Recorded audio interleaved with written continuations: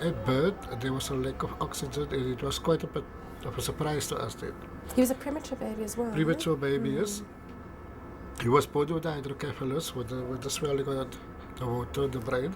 So we were informed of that on the same day that he was born. They've put in the sun to bring the swelling down. It went basically down to the stage where the doctor said they've tried all the antibiotics, nothing happened, and they're giving him 24 hours. And it's 2 years later, and he's a strong boy.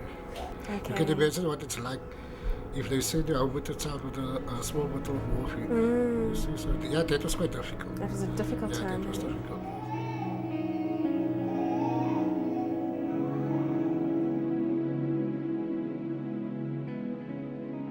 Paediatric palliative care is really an approach to the care of kids with life-threatening or life-limiting illnesses, and it's a holistic approach that addresses the child's body, mind and spirit, and also provides support to the family. The definition includes the early identification and impeccable assessment of problems, both physical, spiritual and psychological problems. Assessment is key to knowing what is actually happening with that child as well as his family. It is a very stigmatized name. A lot of professionals associated with death and dying, and a lot of lay people don't really know what the word actually means. Most doctors doing routine medical examinations are often doing it with the diagnostic process in mind. When doing a palliative care assessment, most of the time we're already working from a known disease, and we're trying to determine what impact has that disease had on the child as well as the child's family.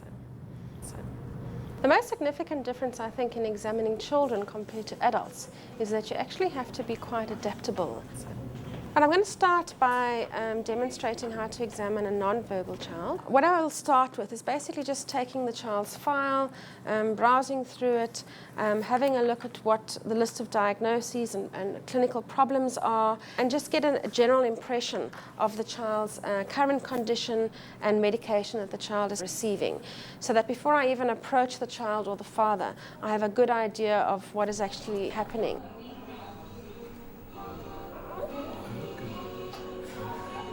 We're going to first speak to the father, introduce myself to Dad, and just really explain to him what the purpose of my examination is. Hi, Mr. Isaacs. Hello. Hi. My name is Dr Michelle Meiring.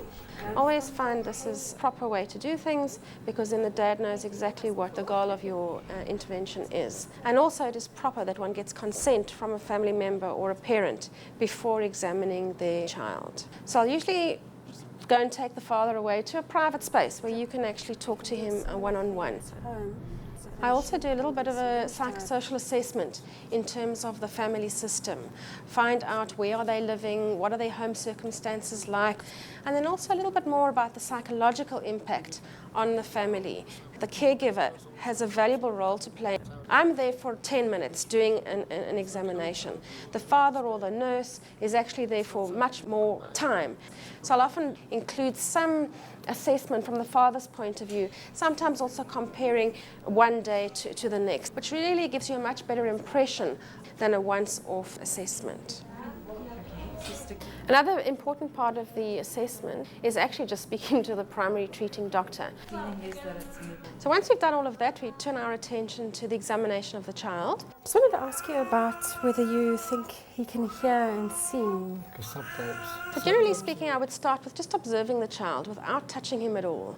Because the moment you touch the child, you might upset him, and then the examination is very difficult. When you actually do get to touching the child, make sure that your hands are warm, and if you're going to use your stethoscope, make sure that has been warmed and has been disinfected.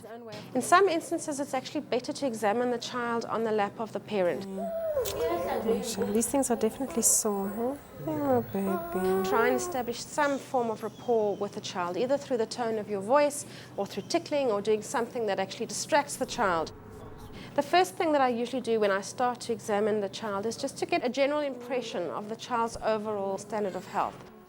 Have a look at what kind of treatment is actually being given to the child, just to create a general impression of the level of interventions that are being offered. And a lot of times, though, some of those interventions may cause discomfort in themselves. So it's a really important part to diagnose the burden of treatment that the child is receiving. He's got no bed sores or anything. The daddy sleeps either with the mom or with me.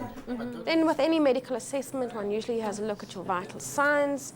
Very important in palliative care, we regard pain as the fifth vital sign. For the non-verbal child, one would obviously need to choose, if you're going to use a pain rating scale, one that is appropriate for a non-verbal child. So we're going to use a scale called the FLAC scale, which really looks at the child's behavioral responses to pain, and by examining that determines whether or not the child actually has pain. And as you can see in this particular child, he has facial grimacing.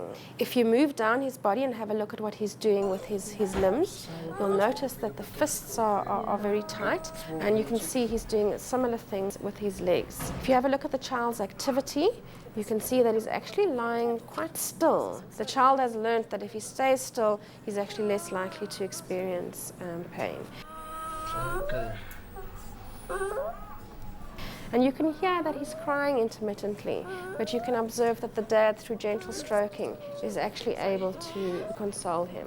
So those are the kind of behavioral indicators for pain that one can see on this particular child.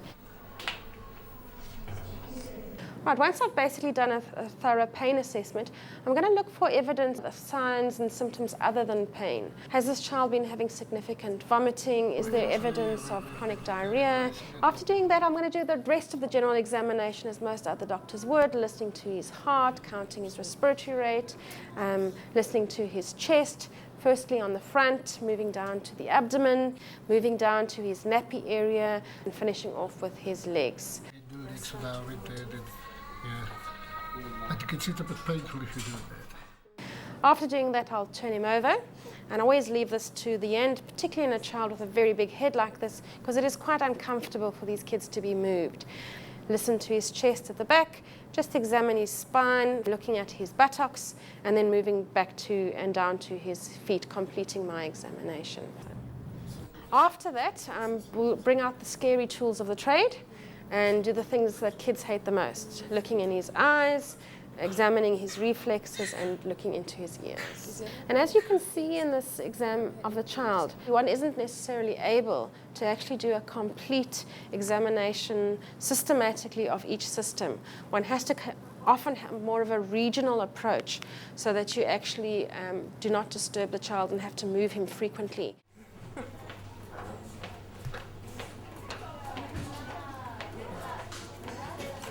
We've just demonstrated how to examine a non-verbal child. We're now going to demonstrate the different approach to examining a verbal child. We're going to examine a 14-year-old boy. He had an osteosarcoma, a tumor of his right lower limb, and unfortunately that has been complicated by a cardiomyopathy secondary to the chemotherapy that he received for his bone cancer. Wanneer het jy eers uitgevind dat daar iets met jou been verkeerd was? Verlede jaar, September, het ek rugby gespeel. Okay. 'n Stukkie weefsel het gehad. En toets en allerlei. Uitgevind dis kanker in die been. En hoe het dit jou laat voel? Hartseer, ek het begin huil en Is jy 'n bietjie bang geweest? As with a non-verbal child, I usually start by looking at the file and seeing what has actually happened since I have last visited. Look for anything that has been written on how the child is experiencing his illness. Then, as with a non-verbal child, I'll also go and get some information from the treating professional. After doing that, I'm going to have a chat with the child, get an idea or an impression from him how he has experienced his illness. En toe, wat het gebeur? en toe het ek begin aanvaar en so. En 29ste April. Grote skier operasie. Was die operasie was by groot skier? Ons ging dit Okay. En alle kanker het is nou. Okay. This is often also a very therapeutic opportunity to reflect on how the illness has impacted him and what meaning it has had in his life. It's important when talking to the verbal child to actually get down at his level. Try and talk the child's language if you can. So 'n gevoel gehad. En die skool het ons geleer. So as with the non-verbal child, we're going to start with a general observation of the child's condition. What is his mood? And then move into the vital signs. Because this is a verbal child, we can ask him questions about his pain. All right, Dylan, you remember last time we had a look at your pain? Okay. You remember this chart, eh? Okay. We're going to do it again today.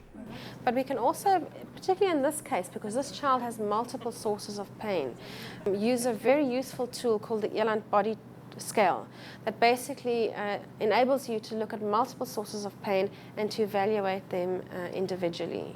Okay, so that's still sore in the shoulders, eh? Both shoulders? This one. More on the right side. This one is better. Oh, that's good. Okay, so that's a no pain one, hey? It's just in your head, it's only your teeth that are hurting at the moment. Okay? Because this child's main pathology was actually in his leg and he's had quite extensive constructive surgery, I've left this part of the examination to the end. Right, so we're going to take his sock off and we're basically going to have a look at his leg, both from a physical but also from a functional point of view. So quite a useful tip in actually being able to build rapport with a child is actually to identify something that he's wearing that can serve as a conversation piece. These socks for you again? My father's colleague. Your father's colleague, okay. Yeah, it's quite a long scar, hey?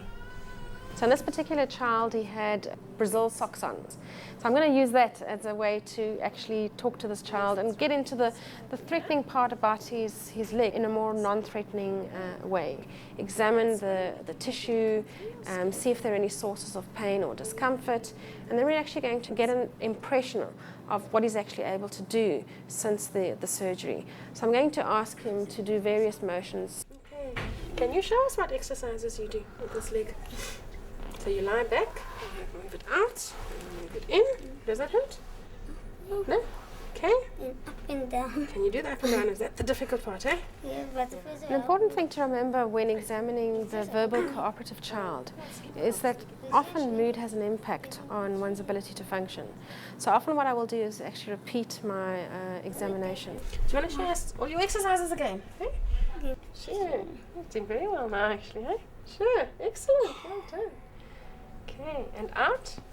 At the end of the examination, when he's a little bit more relaxed, he's suddenly able to do it with a lot more gusto. Wow, that's not bad, eh? After that, I'll do a complete physical examination as per normal. And with the older child who's actually quite relaxed with you examining him, you can actually complete your examination a lot more systematically. But like with a non-verbal child, verbal kids are also scared of the tools of the trade, so I will leave those bits of the examination to the end. So as with a non-verbal child, once you've completed the pain assessment, we would examine him closely for any sources of discomfort and pain. And you'll see here he's had an intercostal drain inserted, and he's actually had a pleural tap at the back. And this child also has multiple drip sites, so he's got a lot of evidence of having had quite significant burden of treatment. I want to talk about one other pain. You know, sometimes we get pain in our body, sometimes we get pain in our heads if we're very stressed, and sometimes we also get pain in our hearts if we're sad. Eh? Do you sometimes get pain in your heart? What makes it difficult? What makes it sad? when I get sick and then I feel sad. Yeah. Then my heart is broken and Yeah. Palliative care doesn't just focus on the here and now, it also focuses on what is going to happen in the near future as well as the more distant future. So a lot of our focus in our assessment is actually helping us to gather information to determine which is the best plan of action for that child once the child hopefully recovers from the illness, or should the child actually die from his illness in hospital, how are they going to cope with that as well. Also, I'm sure you're missing your friends at school, eh? A lot of people ask me that question. They say, is this not a depressing job to be in? And actually it's not. It's actually quite satisfying. A psychologist that I worked with in Joburg actually put it really well. She said, Because these kids are living with life-threatening and life-limiting illness, bad things are going to happen whether you are there or whether you aren't. And anything that you can do to make that journey a little bit more comfortable for that child can actually have a tremendous impact on that child and his family. And as a young junior doctor, I just saw so many things being badly done in situations that were inevitable. And if you can come alongside that family and the child and just provide a little bit of comfort, you've actually done a marvelous thing.